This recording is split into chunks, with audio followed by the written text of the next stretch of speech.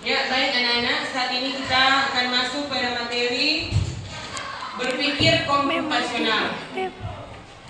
Di dalam berpikir komputasional ini ada 4 konsep utama berpikir komputasional. Ada berapa konsep anak-anak? 4. Nah, konsep yang pertama decomposition. Decomposition ini merupakan memecah masalah menjadi bagian-bagian lebih kecil. Diharapkan anak-anak mampu untuk memecahkan masalah menjadi bagian-bagian lebih kecil. Kemudian yang kedua, pattern recognition, menemukan pola yang berulang dalam informasi. Jadi dalam pattern recognition ini anak-anak mampu menemukan pola yang berulang dalam informasi sehingga dapat memecahkan masalah apa yang terjadi. Kemudian yang ketiga, abstraction. Nah, mampu mengambil inti dari masalah yang ada.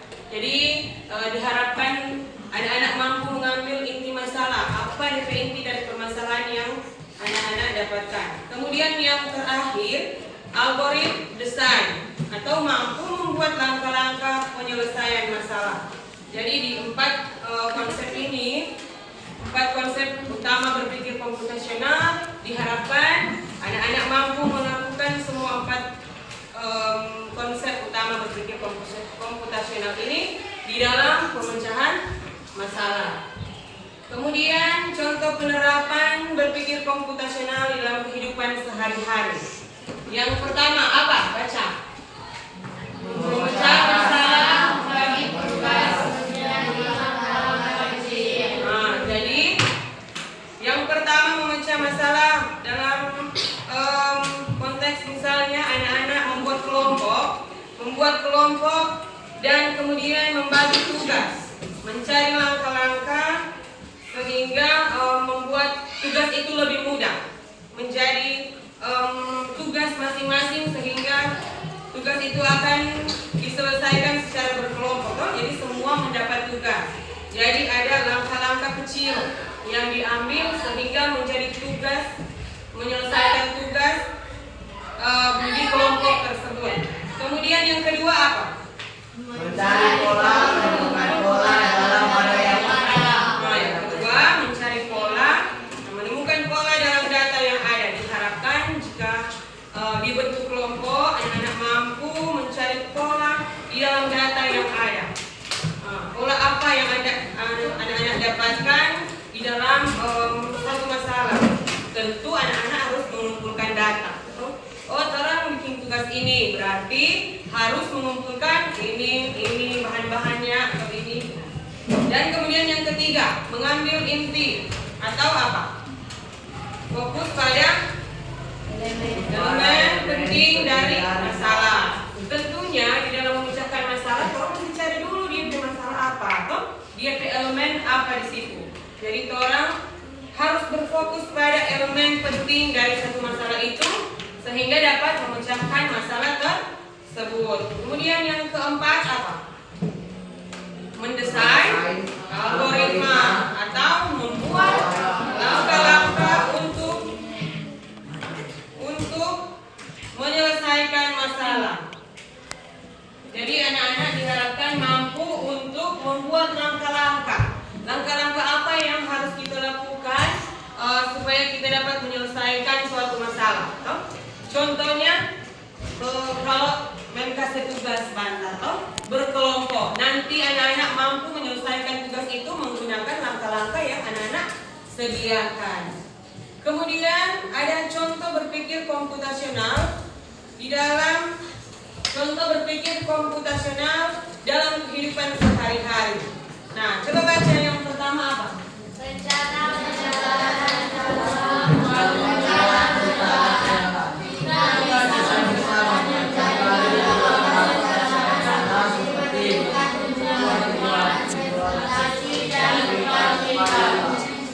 yang pertama, membaca sekali lagi rencana perjalanan. Ini contoh kecil dalam membuat rencana perjalanan. Kita bisa memecahkan menjadi langkah-langkah yang sederhana seperti menentukan tujuan, transportasi dan tempat tinggal. Contoh, kalau orang mau pergi di Manado, kita harus menentukan tujuan apa yang kita akan dapatkan di sana. Misalnya mau mencari seragam sekolah, berarti harus pergi di toko seragam sekolah, bukan pergi di toko sembako. Nah, dengan menggunakan apa? Tentunya kita menggunakan transportasi, contoh ada mobil atau motor, dan tempat tinggal. Tempat tinggal kita dari mana? Jaraknya kita menuju ke tempat tujuan kita berapa lama? Maksudnya contoh dalam kehidupan sehari-hari. Contoh itu yang sudah termasuk di dalam berpikir komputasional. Kemudian yang kedua, permainan seru. Baca sama-sama. Saat permainan kita lakukan berpikir komputasional untuk menemukan strategi supaya dan mengidentifikasi pola yang membantu dalam mencapai kemenangan. Nah, itu permainan seru di dalam kehidupan sehari-hari. Anak-anak kan setelah pulang sekolah, bahkan di sekolah saat istirahat ada melakukan permainan atau bermain. Nah, di situ anak-anak dapat berpikir secara komputasional untuk menemukan strategi yang terbaik dan mengidentifikasi pola yang membantu dalam memecahkan atau mencapai kemenangan, memecahkan masalah dan dapat mencapai kemenangan. Contoh ini dalam permainan sepak bola, anak-anak membangun strategi untuk meraih kemenangan. Biarkan strategi itu yang bagaimana, langkah-langkahnya seperti apa. Nah, itu contoh berpikir komputasional dalam kehidupan sehari-hari. Kemudian yang terakhir apa? Menyelesaikan masalah matematika, berpikir komputasional juga untuk menyelesaikan masalah matematika dengan cara menggabungkan soal menjadi bagian yang lebih mudah dikerjakan. Nah, itu contoh dalam menyelesaikan masalah di dalam mata pelajaran matematika. Ya, ada langkah-langkah yang anak-anak kerjakan untuk mendapatkan jawaban. Tentunya ada di materi apa itu? Kalau materi tambah kurang, ada di jalan, ada di cara bagaimana untuk mencapai tujuannya, bagaimana untuk anak-anak dapat menjawab hasilnya sama dengan bahan diturun. Bagaimana jalannya, langkah-langkahnya bagaimana sehingga mendapatkan hasil penjumlahannya. Itu contoh di kehidupan sehari-hari. Ternyata anak-anak melakukan ini berpikir komputasional di dalam kehidupan sehari-hari. Tidak hanya di lingkungan sekolah, tetapi juga di rumah. Di rumah ternyata anak-anak sudah melakukan ini berpikir komputasional. Kemudian yang terakhir, kesimpulannya kita baca bersama-sama. Berpikir komputasional lebih pintar dari menyelesaikan masalah secara rincian dan terstruktur. Ketiga, Mengembangkan solusi yang efektif dan efisien. keempat, Membangun kemampuan pemecahan masalah hewan.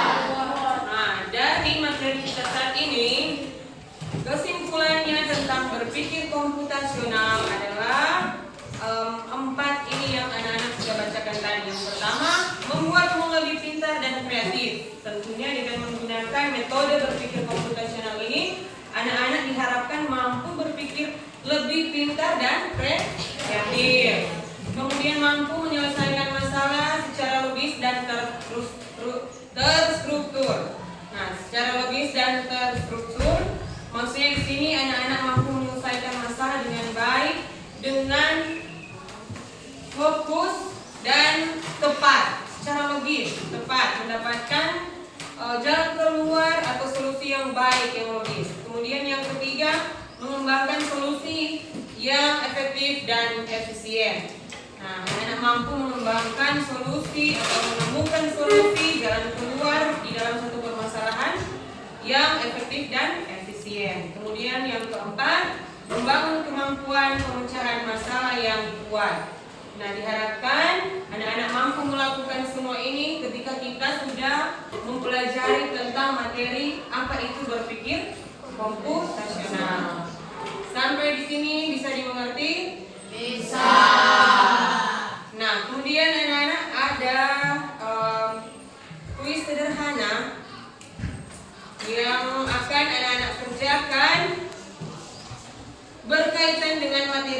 berpikir komputasional. Ini sangat sederhana. Dan di dalam kuis ini kita menggunakan dua metode, yaitu metode plug dan unplug, di mana memang memberikan kuis atau games lewat tampilan di slide menggunakan alat-alat bantu seperti LCD, laptop, dan itu menggunakan metode plug. Kemudian anak-anak yang akan melakukan games ini dengan menggunakan unplug atau menempelkan sticky note ini di dalam bentuk-bentuk yang ada di papan saat ini. Bisa? Bisa.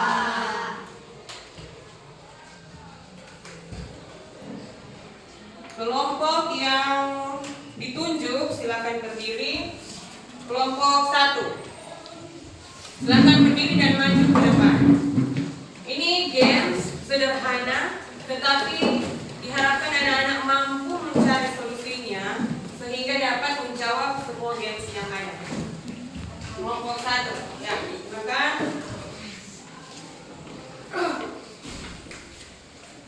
Kalau yang bentuk lingkaran ini kasih sticky note warna hijau.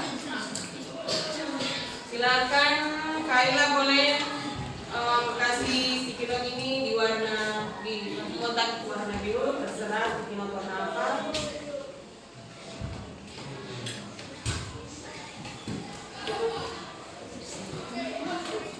Baru ini, Michelle silakan sticky note warna apa di segitiga warna hijau ini.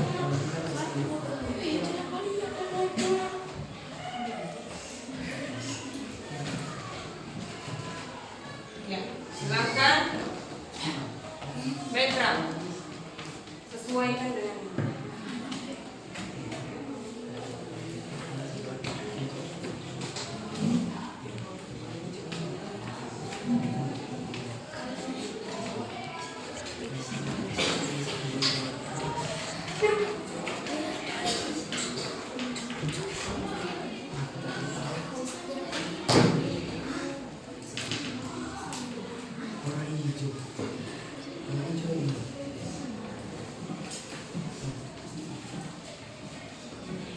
di sini ya.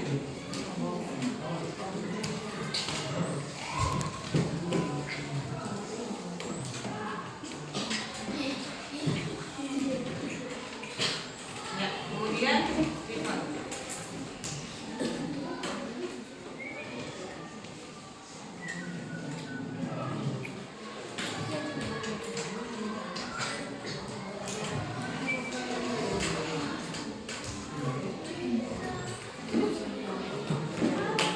Ya, sudah.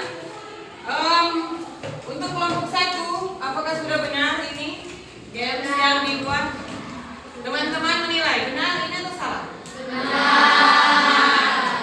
Nah, masih ada kelompok 2, baru kita memberikan kesimpulan. Silakan duduk untuk kelompok 1, kelompok 2 maju.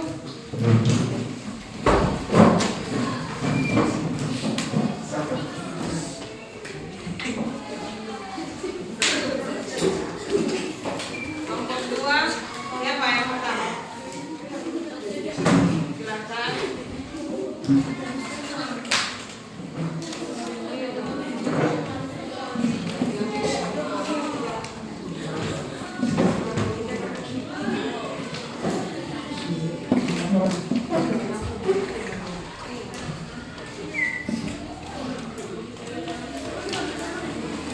Tempelkan di kotak.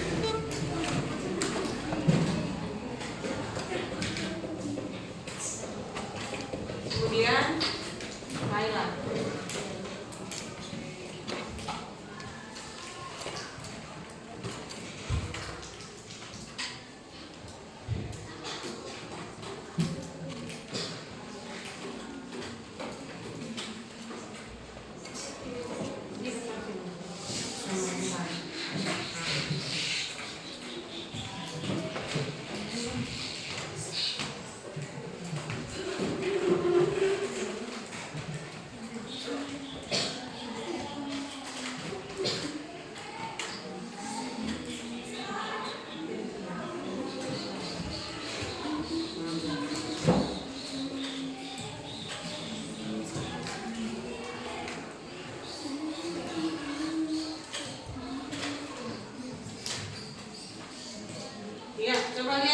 kedua sudah benar? Sudah. Coba lihat, perhatikan benar? Nah, silakan duduk. Kenapa demikian? Kenapa seperti ini? Ada yang sudah mengerti? Gens kita saat ini. Nah, di sini dimasukkan di bentuk lingkaran ini ditempelkan sticky note warna hijau. Berarti semua bentuk lingkaran harus ditempelkan sticky note warna hijau. Apakah sudah benar? Kita lihat. Benar? Semua bentuk lingkaran warna merah bata ditempelkan sticky note warna hijau. Benar. Kemudian kotak berwarna biru ditempelkan sticky note warna ungu. Sudah benar? Benar. Dan kemudian segitiga warna hijau ditempelkan sticky note warna biru. Benar? Ya, benar. Tepuk tangan semua.